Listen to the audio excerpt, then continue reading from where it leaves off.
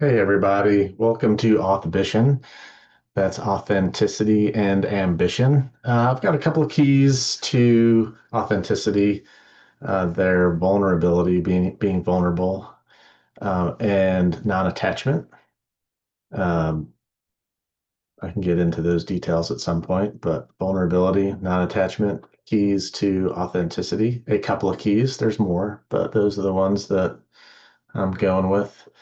And ambition. I've got a couple of keys for ambition, and that is being caring and thoughtful is my mantra for ambition. Um, and then there's a master key, and that's whole-mindedness. And the way that I like to define whole-mindedness is it's the best of the best. It's the best of authenticity and ambition. It's not a compromise between the two. Whenever there's a either or situation, this or that, this versus that, uh, that sets up a situation of compromise. I My favorite example of this is in yoga. I do yoga, and they'll say like, you know, just relax. The yoga instructor is asking me to relax, but at the same time, I'm like, I got to be engaged in this pose. Like, how am I supposed to hold this pose and be engaged like this, but be relaxed at the same time? And it's that but that it's like, can you turn that to an end? Can I be fully engaged and relaxed? It's the best of the best of being engaged, the best of being relaxed. The opposite would be the worst of both, the worst of being engaged and the worst of being relaxed. That's the opposite of whole-mindedness. So authenticity might feel like it rubs against ambition sometimes, and so whole-mindedness is the key to get the best of authenticity and ambition, and that's authbition. Cool. So today I'm recording on the 4th of July. That's Independence Day here in the United States, and without getting political at all, independence means a lot to me. Independent thinking, the freedom to move around. I feel incredibly lucky to have had a life that's full of tons and tons of independence that it's been a privilege. I didn't earn most of my independence, so I just appreciate having it. And so today I'm going to tell a story um, that about my bike being stolen when I was a kid and how stealing that bike stole my independence. Um, so I, Bicycles were my first love. I learned to ride a bike without training wheels when I was 3 years old. I'll never forget. It was early in the morning. I got my brother. He's a couple of years older than me, so I was three. He was like 5 or 6, and I I I was like, "Can you help me get the training wheels off this bike?" Like I wanted to ride on two wheels. I did not want these training wheels on my bike. And he helped me. He obliged. He got the training wheels off my bike, and I took my bike out. I grew up in Rutherford, New Jersey, on Highland Cross, just above Orient Way. So you look at a map, look at Highland Cross and Orient Way, and Highland Cross is a street that goes down, and Orient Way is a pretty main drag. There's a good amount of traffic going at pretty decent speeds. The kind of street that has a crosswalk, or a crossing guard on school days. Um, so I went to the top of Highland Cross and hopped on my bike, no training wheels, and started down the hill. And first attempt, I fell down, got back up, went to the top of the hill. Second attempt, fell down again. And by the time I was starting the third try, I could hear my mom yelling. She had realized what was happening and came out. was like terrified that I was going to ride into traffic at the bottom of the hill. Um, and she was totally justified in that because I had no idea how to stop the bike. But on my third try, I got going. I was tearing down the hill towards Orient Way. My mom's at the house screaming, "Stop!"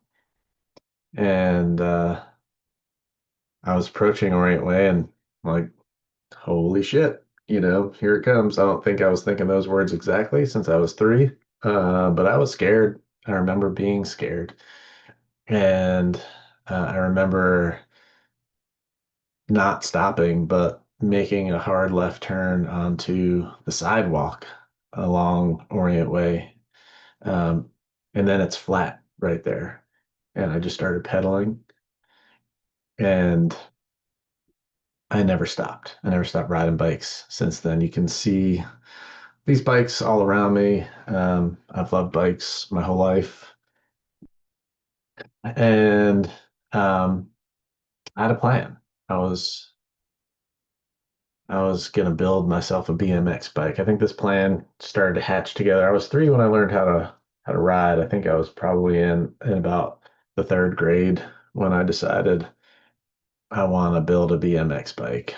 I started hanging out at a local bike shop and just watching them build bikes, and it was fascinating. And I got a job as a paper boy. So yeah, no joke, third grade job as a paper boy, and just started saving up. I had my eye on a very sweet all chrome limited edition Diamondback BMX frame that I bought with my paperboy money, my paper route money. Uh, and all in all, it took me, I think, probably about 2 years to build that bike. Like between third and fifth grade, I got that bike built one part at a time. I spared no expense. I got chrome everything, chrome handlebars. The frame was all chrome with this like blue diamond pattern on it. So shiny. I got sweet blue Z rims. Oh man, those Z rims, so nice. Um,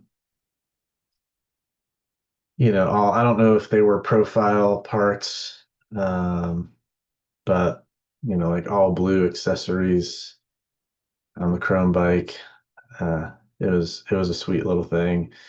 And um, after 2 years, I mean, I built this thing. I had it all laid out on the house I grew up in. It was just laid out on the floor of the basement, and I just kind of put it together one piece at a time.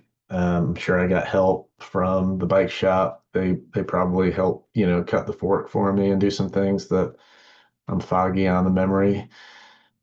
Um, but yeah, I built that bike, and somewhere in the fifth grade, I took it out for my first ever ride, and that would be the only time I rode that bike, just that one time. I took it to a place in Rutherford called the Pit. It was this old construction site. And it was just a big hole in the ground. And it was, I think it was on Union Ave. If anybody's from Rutherford, maybe they'd remember, but I think it was on Union Ave. And there was this big hole in the ground, and you could kind of like enter from one side of the sidewalk and go down and hit this jump, and there was tires set up so you could clear these tires and then land and come up the other side, and you could turn around and do it again. So you could hit down, hit the jump, and go back and forth and do this. So I was riding my bike that took me 2 years to build and had done the jump a couple of times. And a little kid about my age and fifth-ish grade, I don't know, we're the same size, said, "Hey, can I have a try?" And I just handed him my bike, and he hopped on it, and he went down the ramp or down into the pit. It was like a dirt track. Hit the jump, landed, went up the other side, and then just tore off towards Passaic. I had a buddy that was with me, and he just started racing after him. I was running down Union Ave, pretty sure, towards the bridge over the Passaic River. And once I lost sight of him, but once he crossed into Passaic, my buddy stopped chasing him. That was probably a good move, if you know Passaic back in those days. Uh, so so that was it. The bike was gone. And man, I think, more scared of the beating that my brother would give me. Now, if I was in, oh man, fifth grade, he must have been in like around eighth grade or something like that. But man, he would have kicked my ass if he found out that I just handed my bike to a kid from Passaic. So I lied and told him that it was stolen, told the whole family, my parents, some kid from Passaic stole the bike. I had to make it look real. So I had my friend help me out, like help me make it look real. I got beat up and this kid stole my bike. So, I had my friend help me make that beating look real. That's how terrified I was to let my family know that I handed this bike away. And it's funny looking back, like I don't even know why I cared. I earned all the money to build the bike. Um, I guess I was just scared of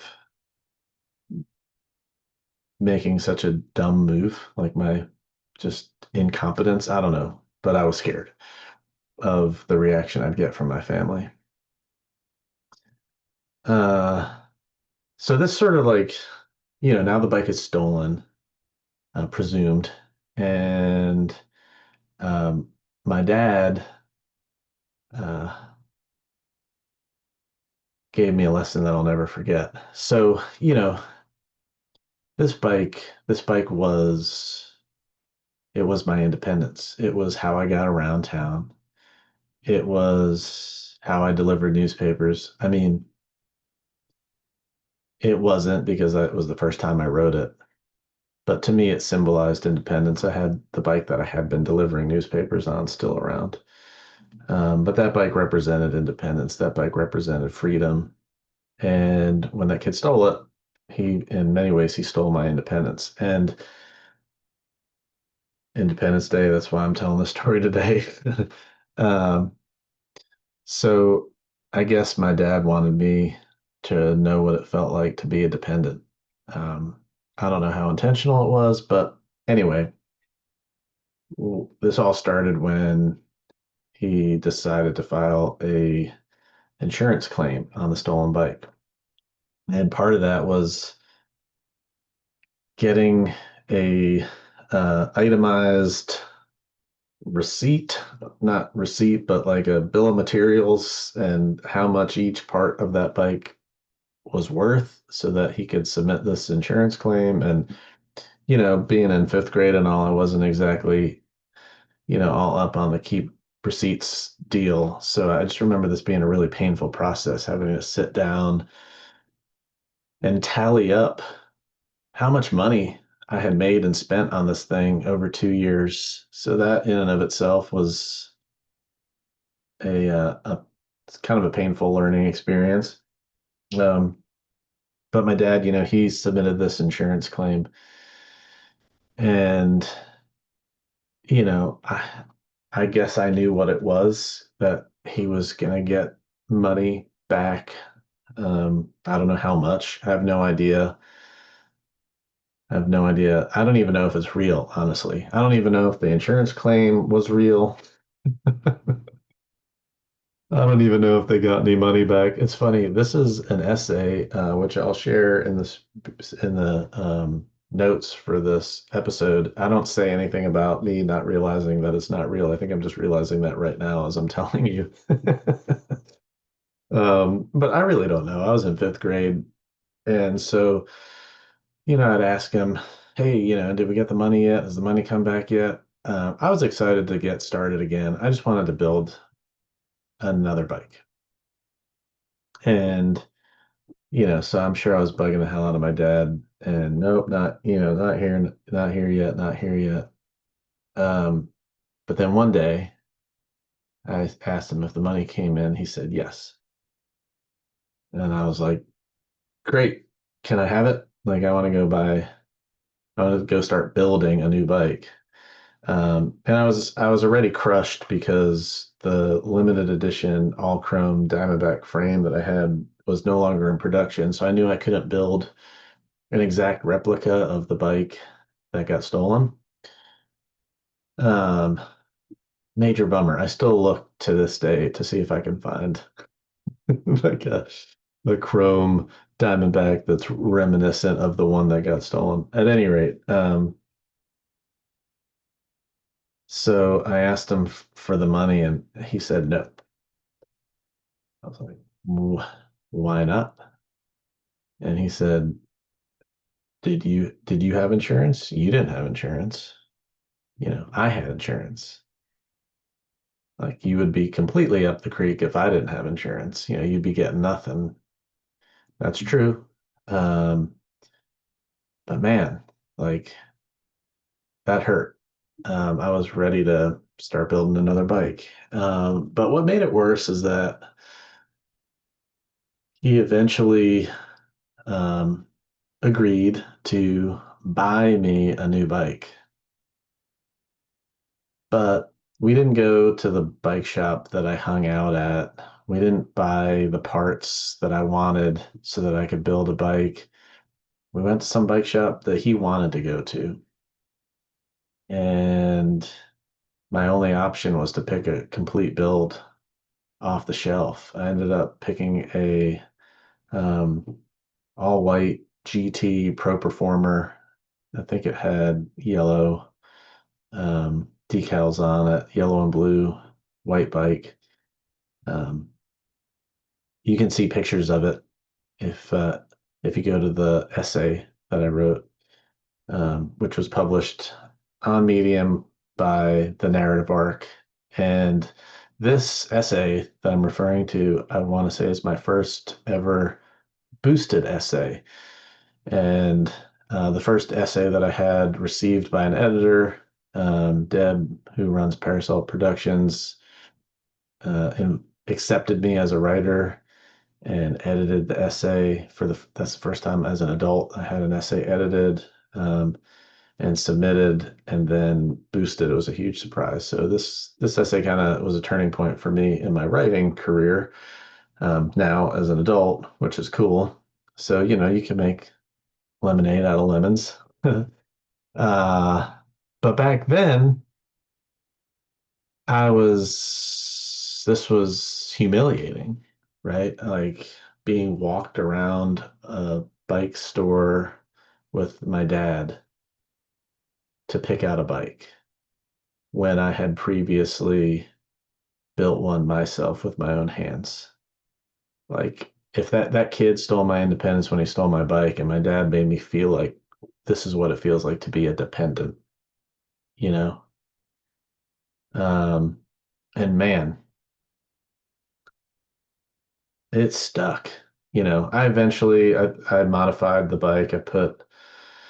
Uh I put Z rims on it.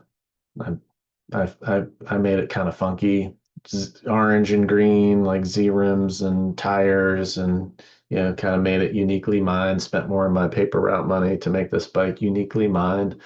Um, but man, that bike represented dependence, not independence. And from that day forward, I was like absolutely determined to be independent. I I bought my first motorcycle. I bought my first pickup truck. Um, I've become a solopreneur, entrepreneur throughout my life, a self-starter. And I think a lot of it, not all of it, but I think a lot of it stems from learning this lesson of dependency at such a young age. Um, I finally, just a couple of years ago,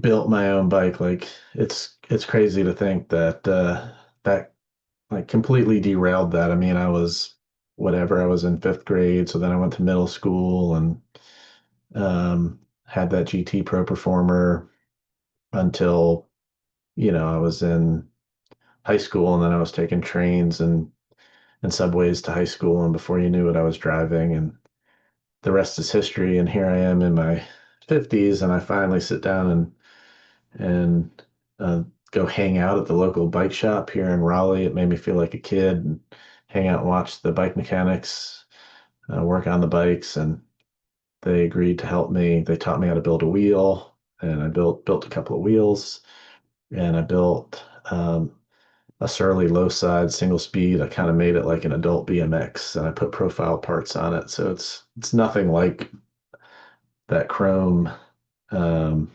Diamondback, but it's an adult BMX fun to ride. Makes me feel like, hey, yeah, I finally built that bike. um, so I hope you enjoyed the story, uh, and thank you for taking the time to listen to this podcast, Authbition. Um, your feedback means a lot to me. So, please drop me a line. Let me know how I'm doing. If you know me, shoot me a text. If you don't know me, leave a comment.